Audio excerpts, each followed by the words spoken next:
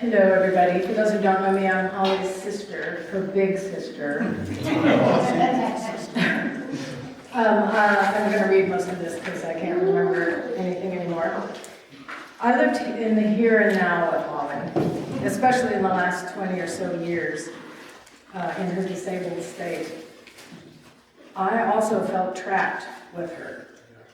But our once creative, vibrant, flourishing sisterhood shrunk to a slim thread by multiple sclerosis.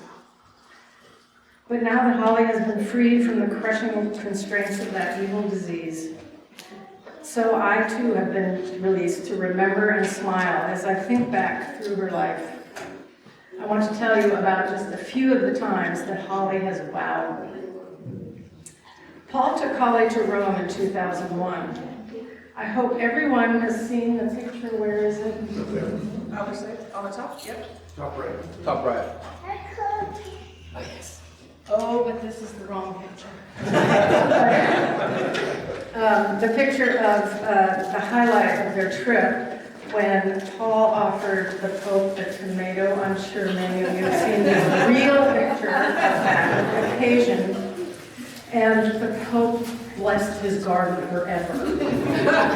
And Holly and Paul, too, of course. On that trip, Paul had the revelation that he really was an Italian cook inside the body of a German American. So a few years back, when Holly could still travel, my husband and I took them out to Pizzaiolo for a dinner. From the first sip of water before ordering, it was clear that Holly wasn't as well rested as we had hoped. She began listing to the left as soon as the menus were taken. Unfortunately, that was away from the hand that fed her, mine. Despite my efforts to tug her upright, poor Holly just couldn't hold herself up, drooping closer and closer to the table. I got a bite of liver crostini into her before she finally went down. By the time Holly's favorite cauliflower and beet salad was served, her head rested on a pile of our sweaters. Feeding her pizza at that angle worked. The creamy polenta and gorgonzola challenged us more. An observer might have thought I had cooties since Holly kept slipping away from me. Every so often I'd haul her closer to make sure she didn't slide right off the table. She ate sideways through the meatballs with rapini and the squid pasta. Merlot was easier, thank heavens for straws. Even though we were stuffed to the gills, we looked at the dessert menu. That's when Holly wowed us, piping up with one of her very rare requests. She'd have some of the coffee fudge swirl ice cream, thank you very much. Then a miraculous change. By the time the ice cream arrived, Holly sat herself up straight as ever and ate the tiger's share of coffee fudge with gusto. I can only report on a few of Holly's delightful ways with wordplay. At their first house in Elk Grove, Holly and Paul had their first garden and their first orchard, correct me, And sheep. and their first flock of sheep. I remember sitting down to a lamb dinner when Holly announced that we would be eating leg of jack. As students in Davis, we sometimes had to shop at the Snake Way, or drive to the dreaded nearby city she called Excremento, or if she was feeling a little better about it, she called it Sack of Tomatoes. There was a cool store in Davis that had artisans' wear, paintings and ceramics and such, called Discoveries, but Holly called it Disco Ovaries. Once while driving with her in Ukiah, the radio was playing jazz. She said, "Jazz in the morning. Is that a sailor's morning?" Back in 1995, we made gifts for our mom's 70th birthday. Holly made one of her famous batiks. Throughout her life, and even through the rigors of working for her PhD in plant genetics, Holly overlaid her scientific interests with her artistic drive, mostly with textiles. Her best work involved bringing plants and insects to new life on silk or cotton with batik, a wax-resist technique for dyeing fabric. She immortalized flowers. This large batik, wax batik, lived in our mother's kitchen for a long time. I have a profusion of purple lupine shimmering on china silk. In Paul's kitchen hangs a view of meadowfoam, a favorite plant of Holly's that appears every spring in the pastures around her home, forming islands of white froth amid the grasses and cowpies. One Christmas in 1972 or 3, Holly gave me 3 yards of batik fabric. The design was a microscopic view of the xylem and phloem of tree cells, the blood and lymph, she explained to me. I immediately sewed it up into an outfit I wore for years. But then when I outgrew it, I didn't waste a scrap.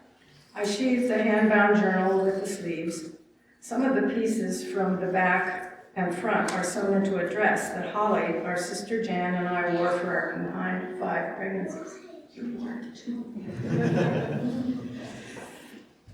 Chunks from the skirt are framed and live with family members.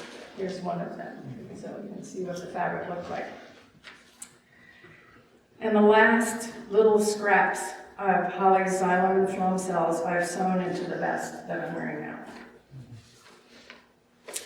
I remember meeting Holly in Mexico for a short sisterly jaunt after her immersive Spanish language program. She prepared thoroughly for her extensive seed collecting trip throughout South America with Robin Letts. I am so awed and proud of what she accomplished in helping bring back amaranth from extinction. Look for it in your next box of cereal. Our favorite is Mesa Sunrise, it's there. Holly was a maker and a scientist from an early age. We must have been 17 and 15 when she suggested we jointly sew an elaborate suede jacket for our brother Jay. I hope you wore it. Wore it out. He wore it out. I had never heard of a solar oven before, but Holly built one and baked us a cake. I think she set up her earliest scientific experiment at age 9 or 10. What would it be like to only have blue food at her birthday party? Would her young guests eat perfectly good hot dogs, mustard, ketchup, fries, lemonade, and cake if it was all dyed blue? I can tell you there were lots of leftovers. Even at age 3 and 4, my tow-headed, smiley younger sister could be found on her belly in the grass, marveling at all the living things she found there. I've only offered a glimpse into how Holly has wowed me all through her life. And I'm left with the memory of a sister who loved jokes and laughed heartily, who asked pertinent questions and sought the answers, who never displayed a hint of mean-spiritedness, and who loved and appreciated the beautiful interconnectedness of life, flora, fauna, and even humans.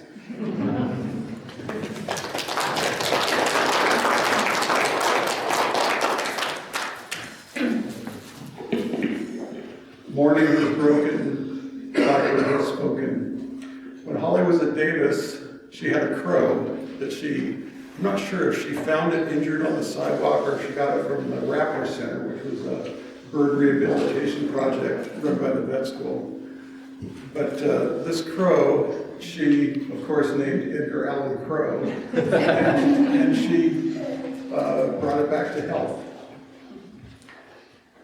And it was so attached to her that even after it was rehabilitated and she released it, it would stay outside her house, and as she rode her bike onto campus, the crow would follow along. And she claimed that she had taught it to speak, but all it could say was, "Hello!" So even though I'm the veterinarian, Holly really was the member of our family who really connected with animals. She, from an early age, the tiger was kind of her spirit animal. And Ellen and I were just talking about this on the way here. Ellen says that's because she had a stuffed tiger as a little tiny baby that she eventually wore out. But she always identified with tigers, which I thought was really appropriate because they're beautiful and fierce, just like Holly.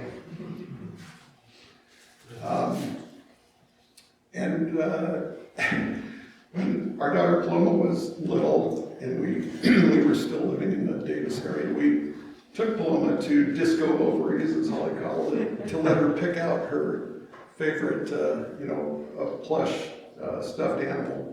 And Paloma picked out a leopard, just like her mom had picked a tiger.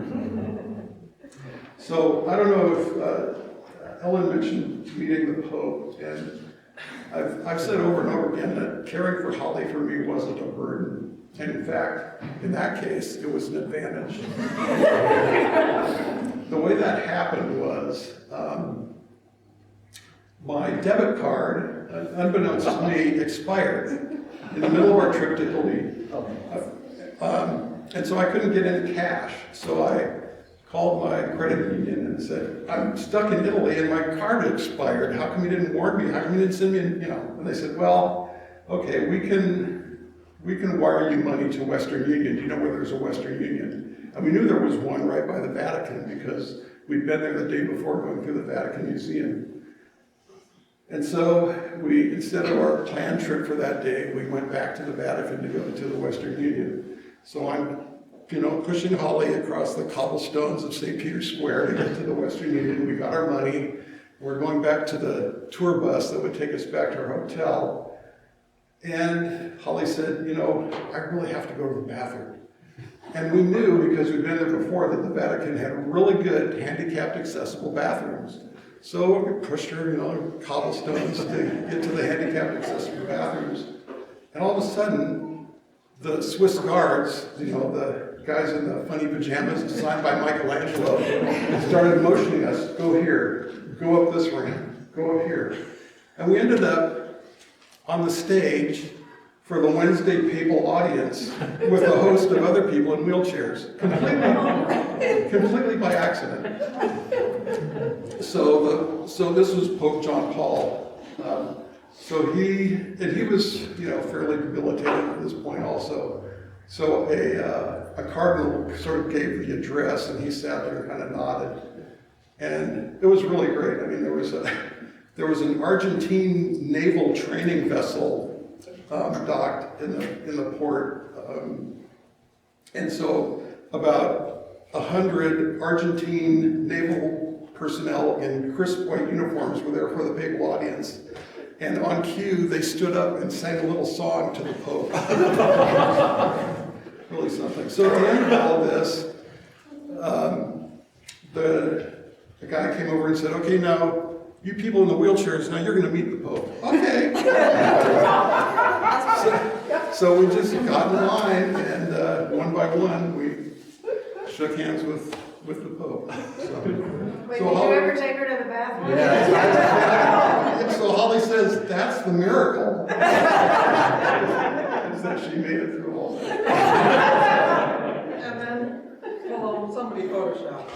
And then Paloma photoshopped that picture of me shaking hands with the Pope, with me handing a tomato to the Pope.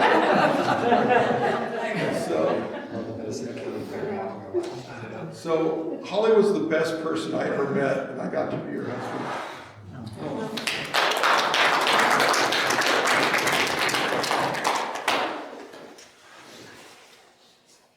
This is what my son Johan wanted to say. He couldn't be here, but he wrote something.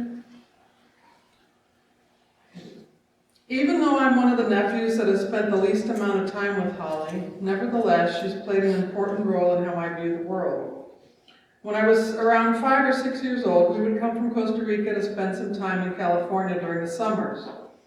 On one of those visits, I can remember very clearly Holly teaching me a very important lesson that I would carry on for the rest of my life. One day, as I was exploring Holly's vegetable garden, I came across a very large spider web in between the rows of corn. I'd almost walked right through it, but stopped suddenly and saw the spider right in front of my face. Since it was the first time I'd ever encountered a live spider that close up, I was very scared. I ran back crying to the house. Holly was in the living room, and when she saw me crying, she asked what had happened. So I told her that I'd seen a ginormous spider and it scared me. And her response after comforting me was, I'm sure the spider was more scared of you than you were of it, because you're bigger and stronger. I thought about that, and then I went back to the garden and took a second look at the spider. and just noticed how beautiful and intricate the web was and how it moved gracefully with the wind. The spider had absolutely no interest in harming me. It was just doing its own thing on the web. And ever since then, I've thought of those interactions and that we have to be responsible and care for nature.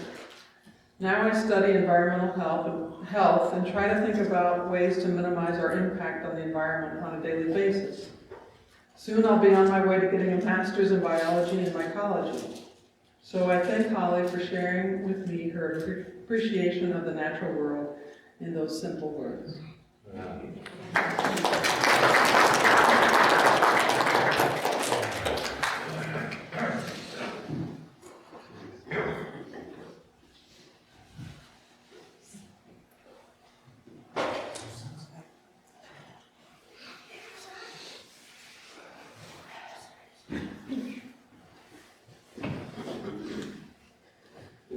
I don't like to speak in public, but Holly always had such a sense of style and beauty to her. But one of the things I remember very clearly was when they lived in Elk Grove, and Paloma was, what, maybe 2 or 3? Yeah. And we were visiting with Elizabeth and Jimmy, and we went out to see their garden, and we were looking at all the plants, and Paloma said, "That's a brassica." And I'm like, what's this about brassicas? I don't even know about brassicas. But Holly had always taught the kids in very grown-up language what the plants and animals in the garden were.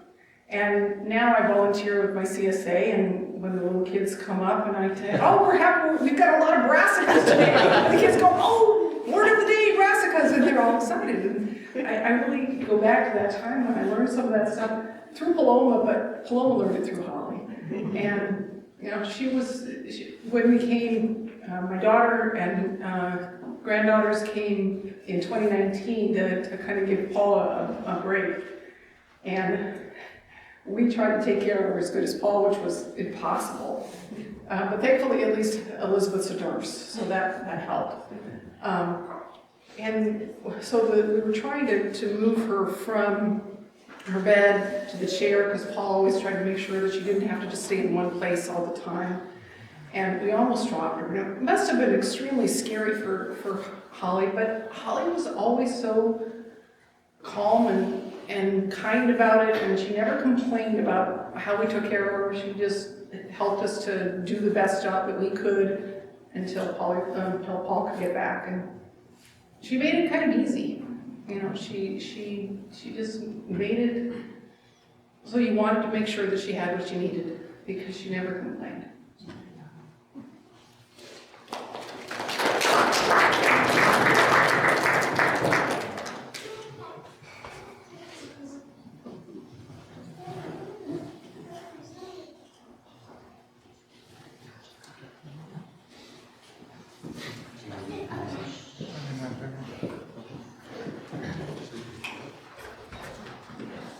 Kathy's story just reminded me that I kind of gave a lecture to my kindergarten class about metamorphosis, because I knew what it was and nobody else had gotten there yet.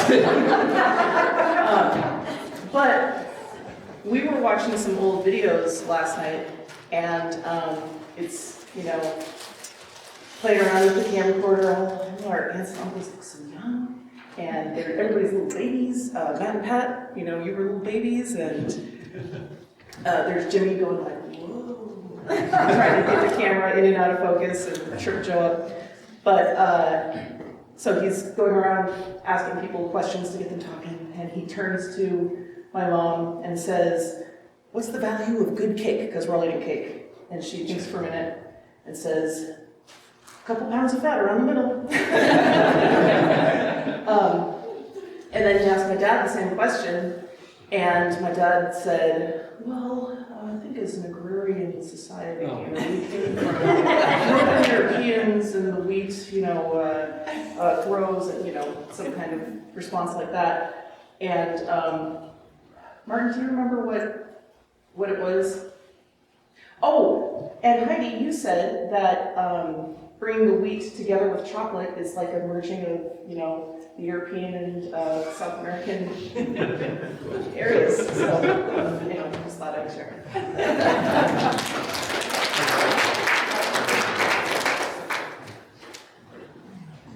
I guess I'll read what I wrote because I should take ownership of it.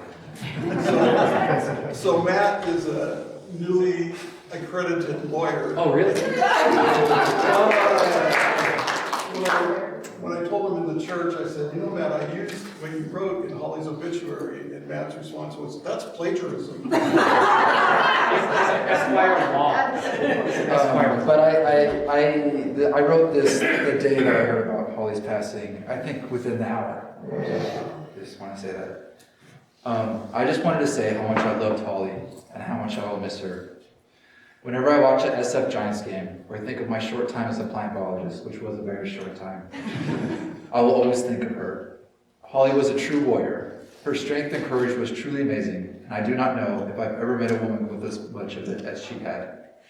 I know that she always loved being there with the whole family, opening Christmas white elephant gifts, and having Paul take all the candy from all of us. We're making the crab salad. 2 turns.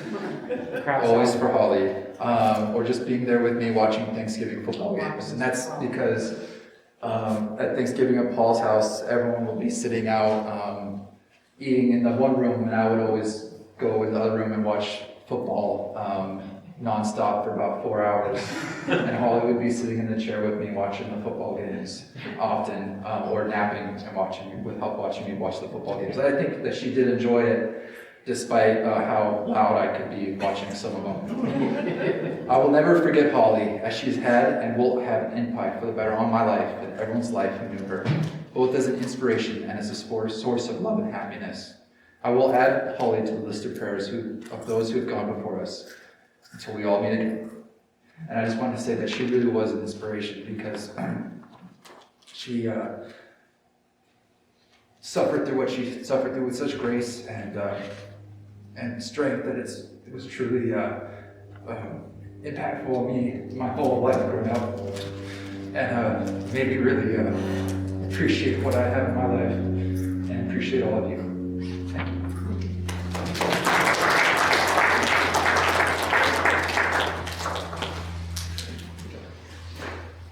So Matt was mentioning Christmas and white elephants, and he mentioned the chocolates and whatever, but the other part to that story is that Holly always got the lousiest gifts. I was trying to remember over the years some of the things that were just disastrous. Broken crockery. Broken crockery. Did she get the deodorant box? The deodorant box, yeah, this was one of the best. You gotta explain. Hold on, you gotta explain. You gotta explain why Just say not. these Okay, things. so in our family, white elephants is every Christmas Eve, and it's a combination of good things and very, very bad things. And some of the examples of bad things was, my son Matthew had a proclivity to store used In case they ran out. and I had to use it. deodorant containers in the drawer of the bathroom. And there was, I don't know, probably 6 or 7. No, like 20. You can ask him why, I don't know. In case it ran out, I could go through all the old ones to find one that had a little bit left. Okay, that's good. He's very, resourceful. So we decided, well, that's a perfect white elephant. It's really bad. We'll box it up. And I don't know honestly if Holly got it, but it would make sense that she might have picked it because she often got some of the worst things. And she would always smile. She never laughed. Never was upset about it. And I don't know. I think the word grace Matthew used was really a good one because she just was graceful all the time despite her hardships. So I miss her. She's a great, great person.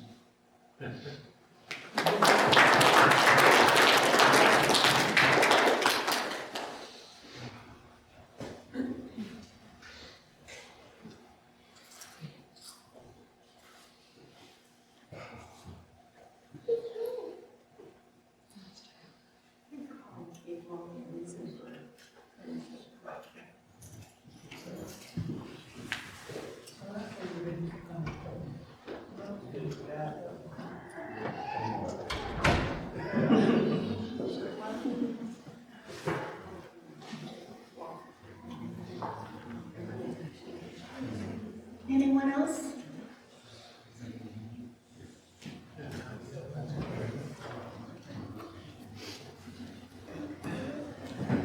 I would just like to mention that over the years, we would see Paul bring Holly to church when she was still mobile enough to come. And it was just, you talk about awesome to see the care that he bestowed on Holly. If we should all be so lucky in our older years to have someone to care for us like he cares for Holly. Paul, it didn't go unnoticed. Your tender care for your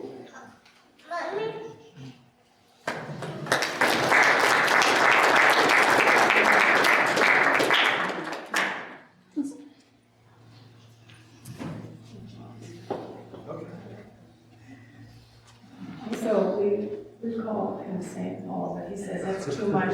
I'll take Minneapolis. I also have something that someone, Holly, and I both knew from high school that he wrote. Knowing where to begin is the difficult part. I first knew Holly as the bubbly younger sister of my girlfriend. As our lives progressed, we became good friends. Our friendship was unique for me. Holly had a perception of the world and her role in it that was both innocent and wise. Very few people in my life have permanently altered my direction, but Holly was one of them. She had the special quality of conveying a vision and perspective. That vision inspired a curiosity in me that overshadowed even my teachers and professors. No matter what topic or subject that we discussed, her vision of it was inspiring. Her inspiration was not a fixed notion, but an open-minded curiosity about how and why something exists or something is worth doing. There are two examples for me that illustrate her boundless mind. They are martial arts and sustainability. The martial arts idea was an offhand discussion about movement and energy. Holly had noticed that the San Francisco Ballet at the time was offering Aikido instructions to their performers to improve their movement and connections to each other. We had a long discussion about how that might work. Neither one of us knew anything about Aikido. However, from that discussion, my curiosity was piqued and I began studying Aikido at a Mountain View dojo. Years later, I shifted to Jiu-Jitsu, the parent martial art, and I'm now a 4th degree black belt in Danzanyu Jiu-Jitsu.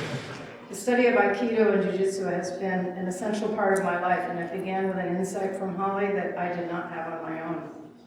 So the sustainability notion was a frequent subtext about almost all of our conversations, about our society and activities. Our sustainability discussions were neither political nor judgmental. It was a common thread that she saw in most things. This view infected my view of career choices. Following the sustainability thought, I began in Washington State as a contractor building energy-efficient homes with a focus on solar features, and later working for the state on the energy codes. That theme has followed me throughout my career choices, and I have always used Holly's vision as a touchstone. One last impact was art. Holly was a talented artist, and she gave me a batik, one of her first, of a sunflower. And that batik hangs in my kitchen and is a constant reminder of how her talents have touched my life.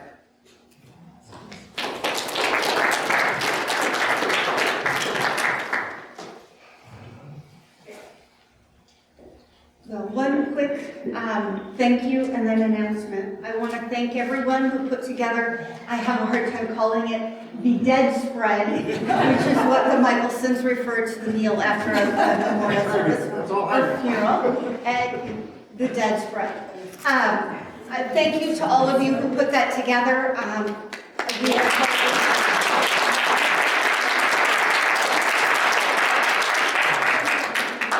They are in the process of putting food into containers, and that is their role, is to put the food in containers. Your all job is to take it home. So make sure you get by the table and pick up some food. Some will have sandwiches, some will have sweets, so you'll want to take at least one of these. But please do that. Let us go ahead and, unless anyone else has anything to say, go ahead and say a prayer. Gracious God, we humbly come before you to remember a sister, a friend, a wife, who meant so much to all of us,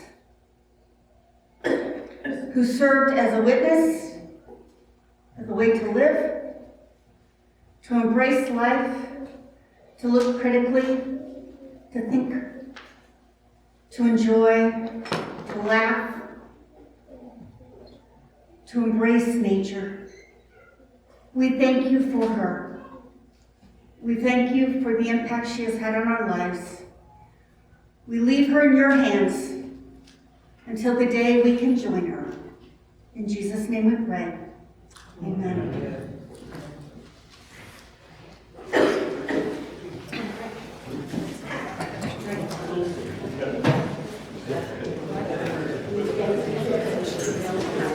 We do.